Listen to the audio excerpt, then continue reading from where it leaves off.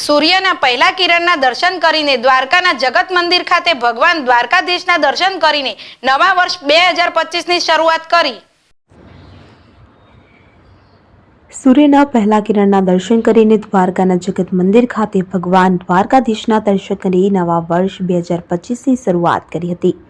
આજે 2025નો પ્રથમ દિવસ, ત્યારે દ્વારકા આવતા શ્રદ્ધાળુઓ તથા યાત્રાળુઓએ સૂર્યના પહેલા કિરણના દર્શન કરીને દ્વારકાના જગત મંદિર ખાતે ભગવાન દ્વારકાધીશના દર્શન કરીને નવા વર્ષ 2025ની શરૂઆત કરી હતી। દ્વારકા સમગ્ર ભારત વર્ષના 4 ધામમાંનું એક ધામ અને સપ્તપુરીમાંની એક પુરી છે, ત્યારે ગઈકાલે સનસેટ પોઈન્ટ ખાતે સહેલાણીઓએ 2024ને બાય બાય કહીને આજે 2025નું સ્વાગત કર્યું હતું।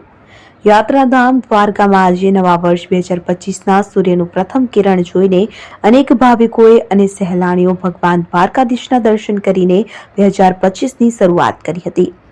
દ્વારકાધીશ જગત મંદિર પરિસરમાં યાત્રાળુઓની ભારે લાઈનો લાગી હતી।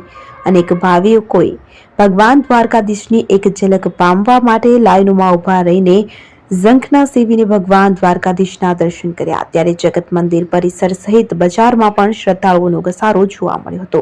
આજે ભગવાન દ્વારકાધીશના દર્શન કરી અનેક શ્રદ્ધાળુઓ દ્વારકાની આજુબાજુના અનેક જોવાલાયક સ્થળો પર જઈ રહ્યા છે અને કુદરતી વાતાવરણને માણીને ધન્યતા અનુભવી રહ્યા છે।